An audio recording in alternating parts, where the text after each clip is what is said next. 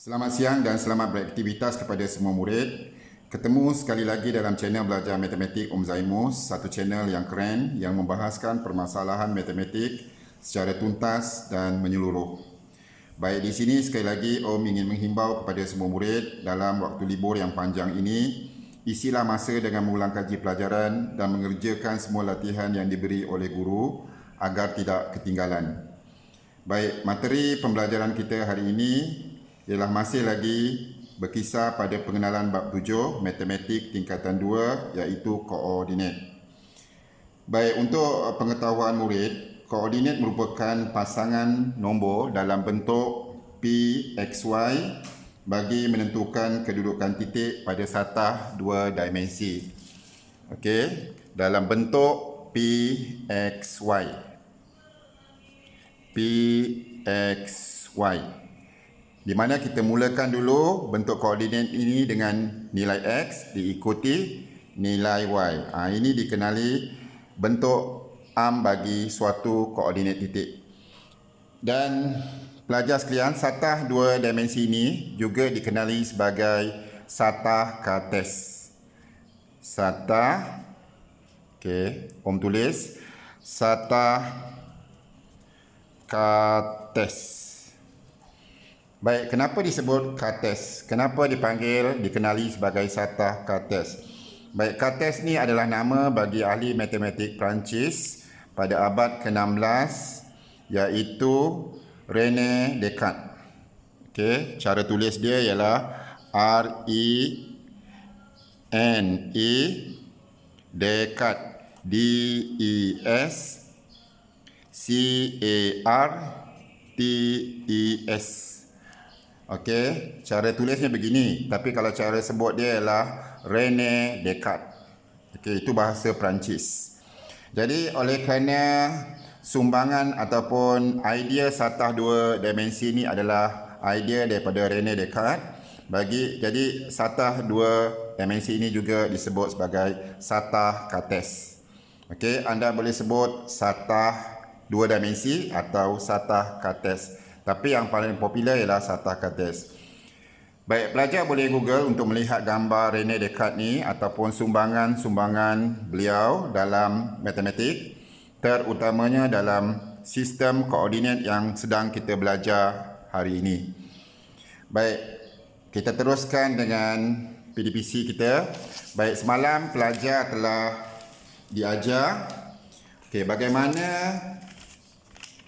untuk memplot titik dalam bentuk arm PXY pada satah kartes.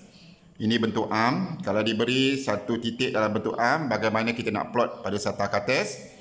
Tapi hari ini adalah sebaliknya, iaitu bagaimana pula untuk menulis titik yang diberi pada satah kartes. Contohnya titik A, B, titik C dan seterusnya dalam bentuk arm PXY. Baik, mari kita mulai. Kita lihat titik A. Jadi cara nak tulis titik A ni dalam bentuk koordinat, kita tulis macam ni.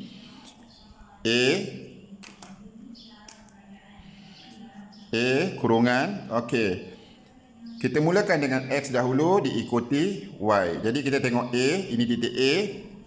Kita turunkan ke sumbu X secara menegak ke bawah. Kita lihat sumbu X, kita lihat nilainya adalah 1, maka kita tulis 1, koma. Kemudian kita melintangkan ke kiri secara menegak, ke sumbu Y. Kita lihat nilainya adalah 3. Jadi A ditulis sebagai 1, 3. Lanjut, kita lihat B. Ini B.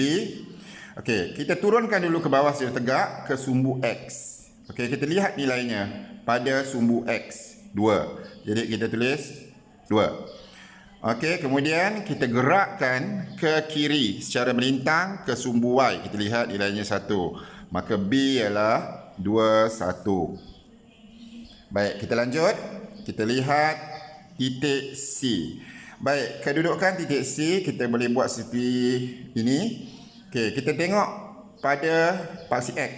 C dia adalah 3. Kita tulis 3. Okey, kemudian kita gerakkan ke kiri, ke sumbu Y. Kita lihat nilainya adalah kosong. Jadi C ialah 3, 0. Okey, lanjut. Kita tengok D. Ini titik D.